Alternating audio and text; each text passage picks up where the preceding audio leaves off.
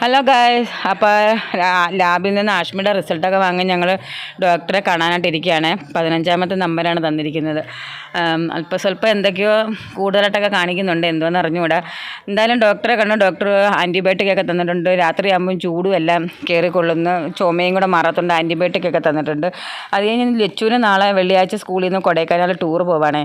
അപ്പോൾ അവൾക്ക് സെറ്ററും പിന്നെ കുറച്ച് സാധനങ്ങളൊക്കെ മേടിക്കണം കേട്ടോ. ഞാൻ ഈ കമ്പിളി ഉടുപ്പെന്നാണ് പറയുന്നത് കേട്ടോ. ഇനി പിള്ളേർ കിടന്ന് അങ്ങ് വഴക്ക് അങ്ങനെയൊന്നും പറയും, സ്റ്റാൻഡേർഡ് ഇല്ലാത്ത രീതി വർത്താനം പറയുന്നത്. ഞാൻ ഈ കമ്പിളി ഉടുപ്പെന്ന് എൻ്റെ നാവി വരത്തുള്ളൂ.